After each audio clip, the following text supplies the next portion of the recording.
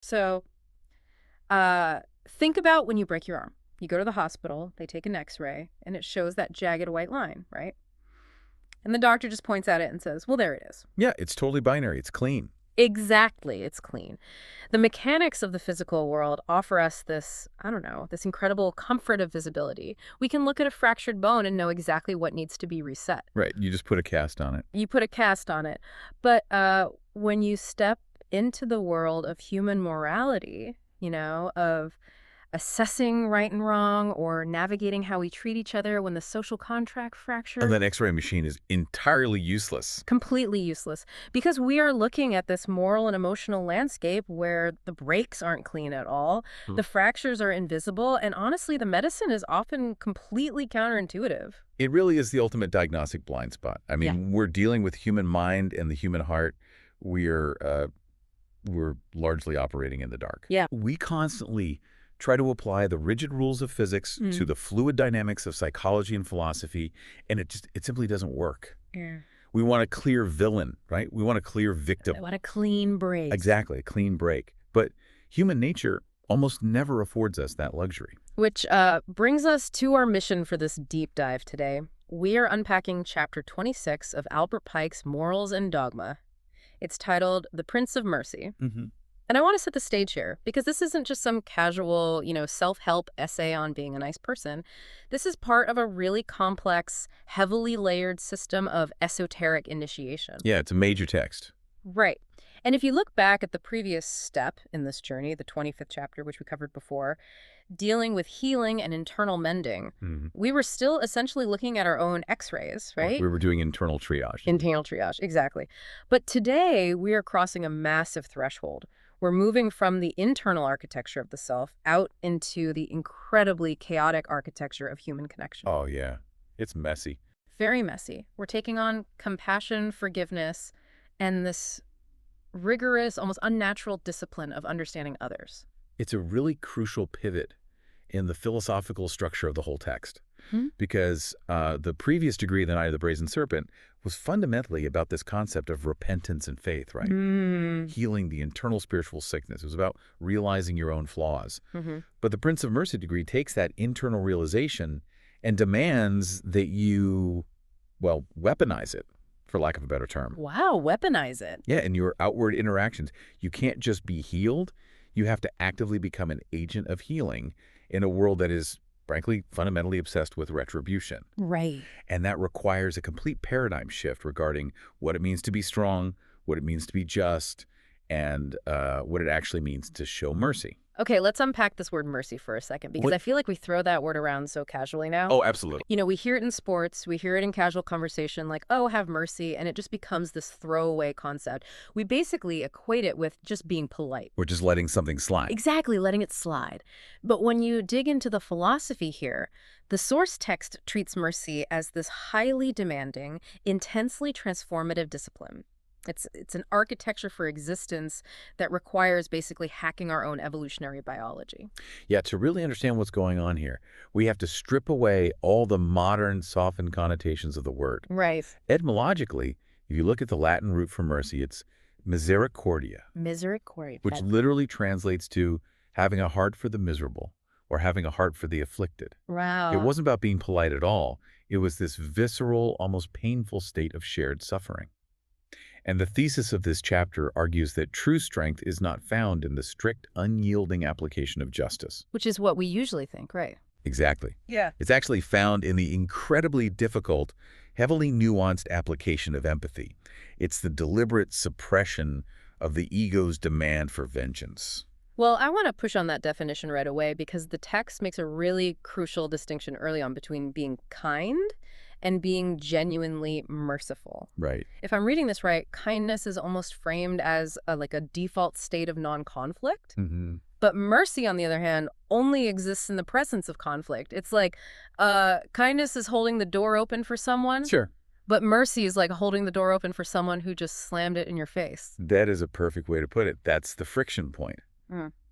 What's fascinating here is that kindness is often just a passive reflex, right? Yeah. It really doesn't cost you anything to be kind to someone who is already being kind to you. Right, it's easy. It's just a social transaction. Exactly. It's mutually beneficial. But mercy Mercy is an active, agonizing choice. Yeah, it's the specific choice of compassion over harsh judgment. In the exact moment when harsh judgment is not only possible, but, completely socially justifiable. Like when everyone around you would agree that you should be angry. Precisely. The Prince of Mercy, this conceptual ideal being presented, is someone who recognizes humanity in others, especially when those others have failed or transgressed or caused real harm. So why is that so hard? I mean, I want to look at the biology of that for a second. Oh. When we are wronged, when someone attacks us or our values, our biological reflex is incredibly swift. Oh, it's instant. Right. We get this amygdala hijack. The brain perceives a threat, floods the system with cortisol and adrenaline, and just demands a response to neutralize the threat. Yep. Fight or flight. We want to dole out punishment because on a purely evolutionary level, eliminating the threat kept our ancestors alive. So punishment literally feels like survival. It feels like balancing the scales. It absolutely does. Retributive justice is deeply baked into our DNA. It literally provides a dopamine hit. Wait, really? A dopamine hit? Oh, yeah. When we see someone who wronged us get punished, the reward centers of our brains light up. That is a documented neurological phenomenon. That's wild. We evolved to enforce social cohesion through the threat of retaliation. So when the text asks us to be merciful, it is not just asking us to be nicer. Right. It's asking us to actively override millions of years of evolutionary programming. Right. It's demanding that we use the higher cognitive functions of the prefrontal cortex to literally shut down the survival instincts of the limbic system. Which explains why it feels so profoundly difficult. I mean, when someone insults you or steals from you or betrays you, that instinct to punish them is just bubbling right at the surface. It's screaming at you. Screaming, neutralize the threat, and to look at that person in that exact moment and say, I recognize your humanity, I recognize your frailty, and I choose not to destroy you. That requires a level of internal sovereignty that almost borders on the superhuman. It really does. Which I suppose is why the degree is called the Prince of Mercy. It implies a sovereign rule over one's own internal kingdom. Exactly. A prince is a sovereign.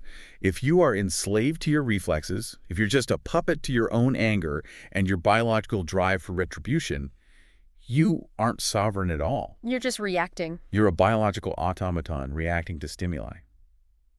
To achieve the title of prince in this esoteric framework means you've established absolute dominion over your own reactive nature. Right. You don't grant mercy because you're weak. You grant it because you are the master of the domain of your own mind. You choose the outcome rather than letting the insult choose the outcome for you. Okay, but let me play devil's advocate here for a second, because I feel like there's a trap in this idealism. Jill, go for it. If someone wrongs me and I override my instinct to retaliate and I offer them mercy, isn't there a danger that I'm just becoming a doormat? Because if the evolutionary purpose of retaliation is to prevent future harm, doesn't abandoning that retaliation just invite more harm? Like, how does the philosophy distinguish between the sovereignty of mercy and just the cowardice of appeasement? This raises an important question, and it's actually the most common critique of this entire philosophy. But the text addresses it directly through this concept of awareness. Okay. Cowardice or appeasement is rooted entirely in fear. You don't fight back because you're afraid of the conflict, right? Right. But mercy, in this philosophical framework, is rooted in profound strength and complete awareness. You aren't avoiding the conflict. You are fundamentally altering the terms of engagement. Altering the term. Yes. When you recognize the humanity in the transgressor, you are acknowledging their flaws, the context of their actions, and the reality of the situation. You aren't saying what they did was okay. You aren't validating the harm. Exactly. You're saying, I have the power to crush you, or I have the power to retaliate, but I am actively choosing a higher cognitive path. It requires seeing the whole board, not just the single piece that attacked you. Seeing the whole board, I love that. And the text talks extensively about the discipline of understanding as basically the prerequisite for this mercy, right? Like, mercy doesn't just spontaneously generate in a vacuum. No, not at all. You can't just command yourself to suddenly feel merciful. You have to manufacture it through this arduous process of understanding. Right. If you try to force mercy without actually understanding the situation, it's just performative. It's fake. It's totally fake. True mercy is the byproduct of rigorous intellectual and emotional investigation. The text states that the prince seeks to understand before reacting. And this requires deliberately dismantling our natural tendency toward quick judgment. Well, making a quick judgment is it's like reading only the last page of a book and declaring, the whole story. That's a great analogy. But we use quick judgment because it's cognitively cheap, right? It saves energy. No. If I can label someone a bad person based on one single action, I don't have to spend the cognitive calories trying to untangle the complex web of trauma or circumstance or pressure that actually led them to make that action. Right. You just put them in the villain box and move on with your day. Exactly. But it's easy to say, consider the context when you're reading a book. In real life, when we're stressed or wronged, isn't that quick judgment just a natural survival mechanism to protect ourselves? It is, but by doing so, you severely limit your awareness of reality. That's exactly why understanding is described as an effort. The text warns that quick judgment is a form of intellectual laziness that sort of masquerades as moral clarity. Oh, wow. Intellectual laziness masquerading as moral clarity. Yeah. When you judge quickly, you are artificially shrinking the universe down to a size that your ego can easily manage. You're ignoring the vast interconnected reality of human existence in favor of a comforting black and white caricature. So how do we stop doing that? Because the text outlines a specific mechanical process for dismantling this quick judgment, right? It presents this 3-step framework. Pause, consider context, and reflect. Now, on the surface, that sounds like pretty standard mindfulness advice. Take a breath, But I want to look deeper at the mechanics of this because I see a potential flaw here. Okay, what's the flaw? If the first step is to pause to create a gap between the stimulus and the response, isn't that just a fancy word for suppression? Like if someone screams at me and I bite my tongue and just force a pause, the anger is still there. Right. If I'm just swallowing my rage so I can pretend to be a merciful person, aren't I just building up a psychological pressure cooker that's eventually going to explode? There is a massive structural difference between suppression and what the text is advocating here, which actually aligns really closely with the psychological concept of cognitive reappraisal. Cognitive reappraisal. Okay. Yeah, suppression is exactly what you described. Yeah. The emotion happens, you feel the rage, and you use sheer willpower to just shove it down into the basement. Right, you swallow it. And the energy of the anger is trapped in your body. It increases your allostatic load, it raises your blood pressure, and yes, eventually it explodes. But the text is not asking you to suppress the anger. The pause is not a cage, it's an airlock. An airlock. Okay, walk me through that. So, when you hit the pause, you aren't telling yourself, don't be angry. You're telling your nervous system, hold on, we don't have enough data yet. Oh, I see. You're stepping into the airlock between the event and the reaction. Yeah. And while you are in that airlock, you move to step 2. Consider context. This is the cognitive reappraisal part. Yeah. You look at the person who screamed at you, and instead of labeling them a threat, you start running hypotheses. Like what? Like, are they under immense pressure? Did they just experience a trauma?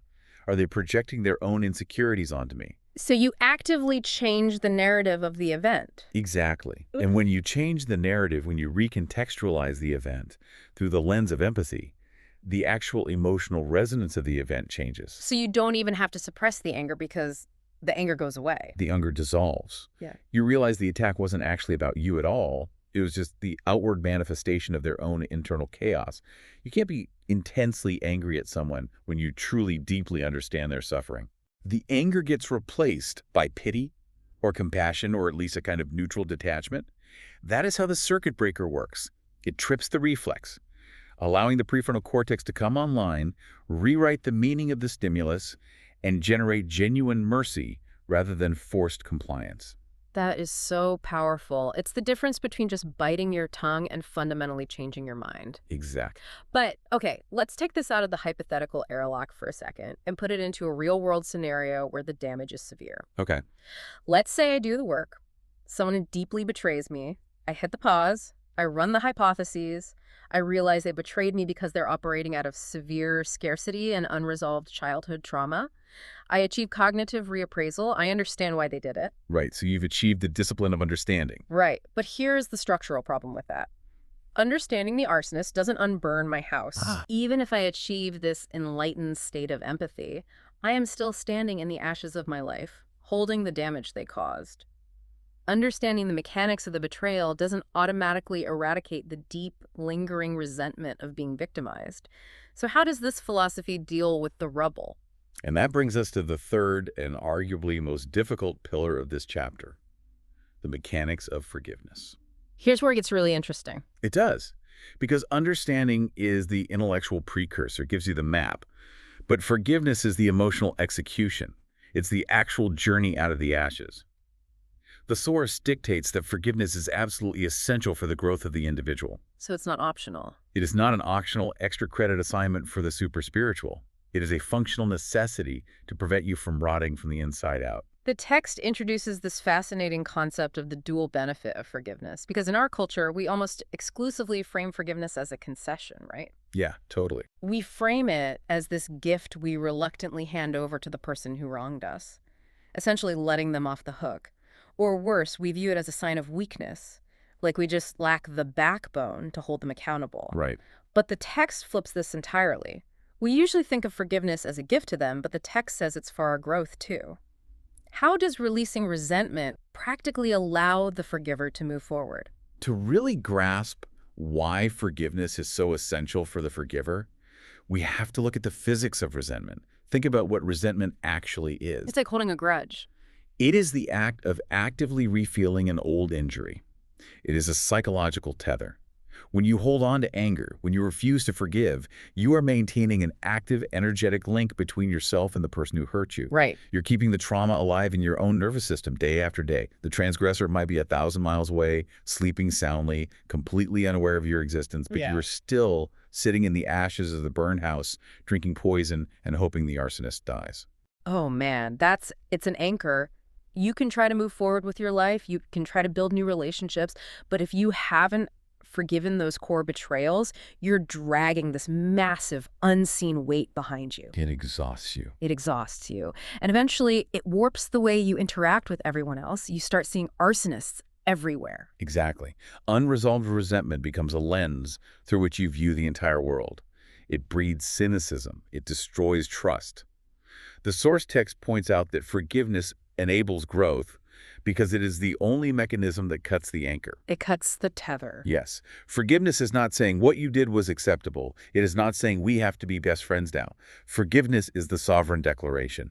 I refuse to let your past action dictate my future emotional state. I am cutting the tether. You no longer have the power to occupy my mind. It's almost an alchemical process. You're taking the base metal of trauma and resentment and transmuting it into the gold of emotional freedom. Beautifully put. But it requires the ego to accept a kind of death. The ego wants the debt repaid. The ego says, they owe me a new house and I will not rest until they build it. Right. Forgiveness requires the ego to accept that the debt is never going to be paid. The house is gone. You have to write off the loss in order to close the ledger. That is precisely the esoteric core of the Prince of Mercy decree. The death of the ego's demand for restitution. In many mystical traditions, including Kabbalah, which deeply influenced Pike, you have this constant tension between justice and mercy. Justice demands that the ledger be balanced exactly. Every action must have an equal and opposite reaction. But if the universe operated purely on exact justice, it would be a machine of infinite vengeance. Because everyone hurts everyone eventually. Exactly. Every eye taken would require an eye in return until the whole world is blind. Mercy is the divine intervention that stops the mechanical loop of karma. It absorbs the blow without striking back, effectively ending the cycle of violence. Okay, but that tension you just mentioned between justice and mercy is where the text introduces its most critical warning. Yes, it is. Because if mercy is the divine intervention that stops the cycle, and forgiveness is the key to our own emotional liberation, the natural conclusion might be, well, we should just forgive everything immediately. We should abolish justice and just have infinite mercy. Which would be a disaster. Right. The text absolutely rejects that. It presents this incredibly precarious tightrope walk between the two concepts. Because the text recognizes that we do not live in a purely spiritual realm. We live in a material, societal reality. Unconditional, boundless mercy in the face of persistent, unrepentant evil is not a virtue. It is a profound moral failure. A moral failure. Absolutely. The text establishes a very careful dichotomy. Justice ensures fairness, order, and accountability. It is the structural integrity of society.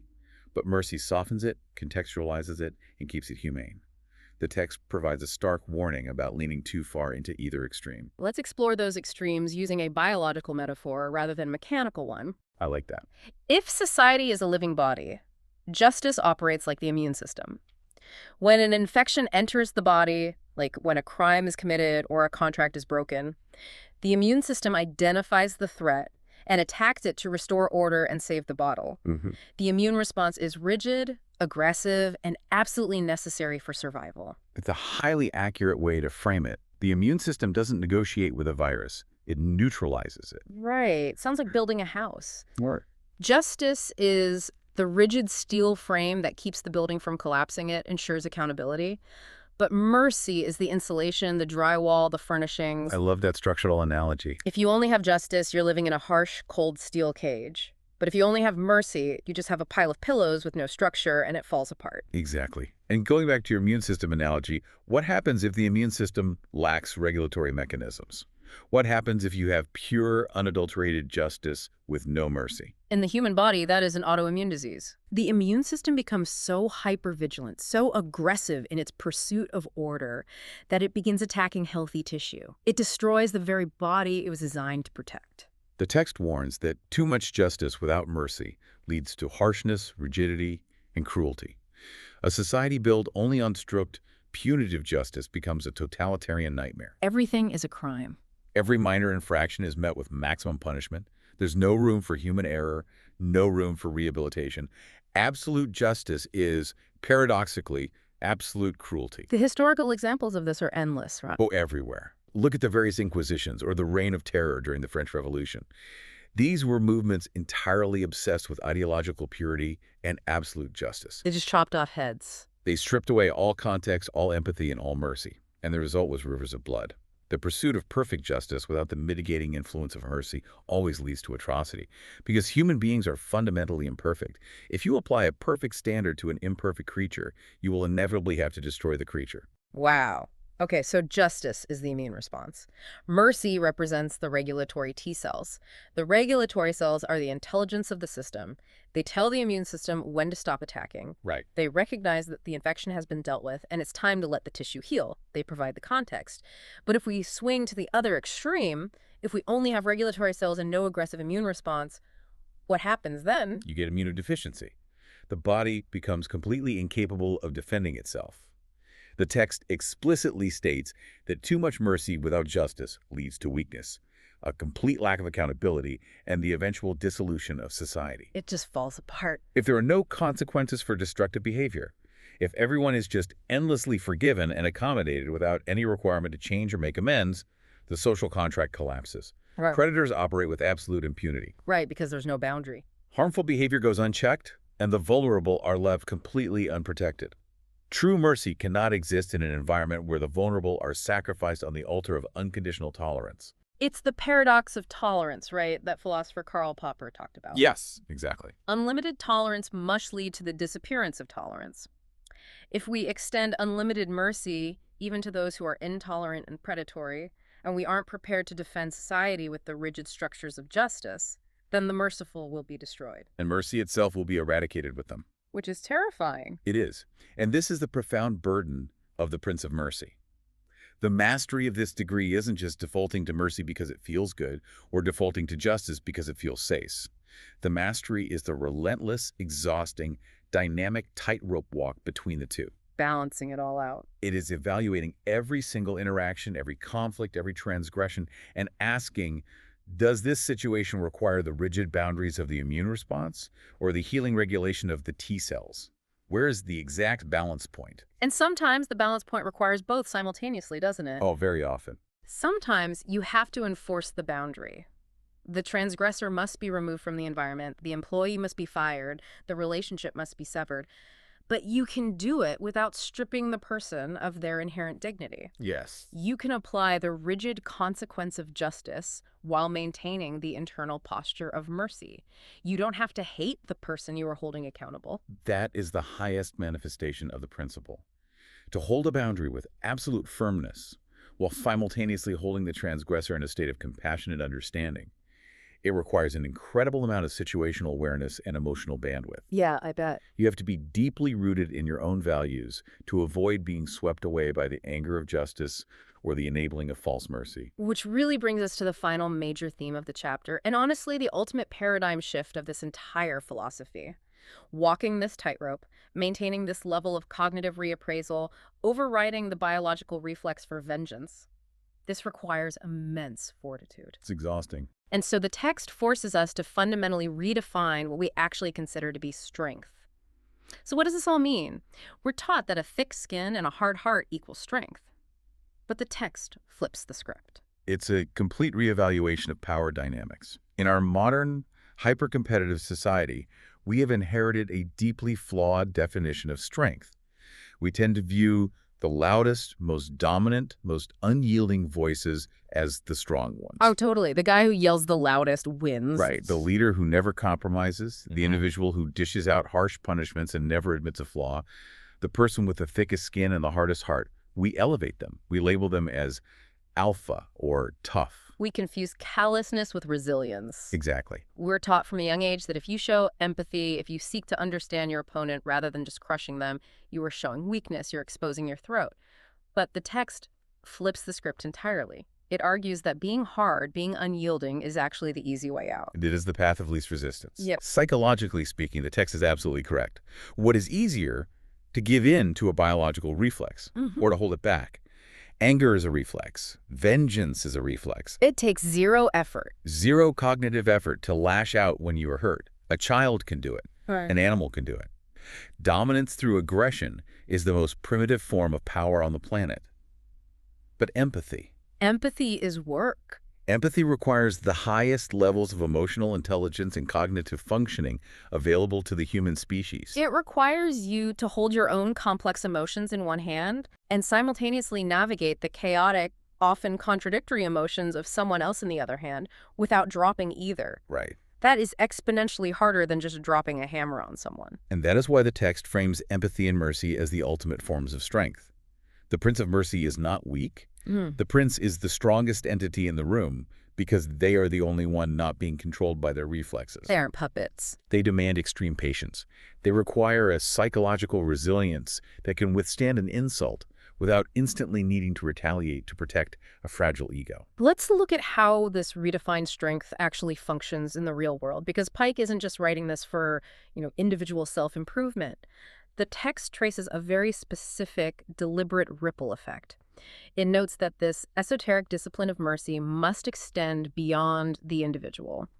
It's basically the foundation for building a different kind of world. If we connect this to the bigger picture, the philosophy scales up. It begins in the microcosm, the internal architecture of the individual mind. That single moment of the circuit breaker where one person chooses cognitive reappraisal over biological reaction. You choose to understand. That internal awareness blossoms into forgiveness, which cuts the tether of past traumas. And when you have individuals who are no longer dragging anchors of resentment around, they are able to interact with others without constantly projecting their past wounds onto the present. That immediately alters the nature of their relationships. The relationships become based on reality rather than triggered defenses. Precisely. The individual discipline creates better, more authentic relationships. And those authentic relationships begin to network together to build stronger, more resilient communities. Communities that are capable of holding the tension between justice and mercy. And those communities ultimately construct a more humane, stable society. It is an architectural progression. You cannot build a merciful society out of vengeful individuals. The macrocosm is entirely dependent on the internal state of the microcosm. So the Prince of Mercy leads not by decree and not by the threat of force, but by the gravitational pull of their own internal stability. Beautifully said. True leadership, according to this chapter, is modeling this complex, emotionally intelligent approach. It is demonstrating to the world that you possess the power to punish it. You have the immune system, you have the structure of justice, but you have the immense sovereign strength to forgive and seek understanding. It is the ultimate synthesis of power and restraint. And frankly, it is incredibly rare to be so secure in your own foundation, so profoundly aware of the interconnectedness of human frailty, that you do not need to tear someone else's house down just to prove you have the tools to do it. Wow. That is the true path of the Prince of Mercy. It is demanding, it is neurologically and psychologically exhausting, and it requires constant, deliberate effort. But the text proposes that it is the only viable mechanism for evolving past our primitive cycles of retribution. It's not just a philosophy, it's a blueprint for human evolution. We have spent millennia perfecting the mechanics of justice and the weapons of retribution, and it has brought us to a state of perpetual polarization and conflict. The text is offering a way out of the loop. It really is. I want to turn directly to you, listening to this right now. We have covered a massive amount of philosophical, psychological, and historical ground today.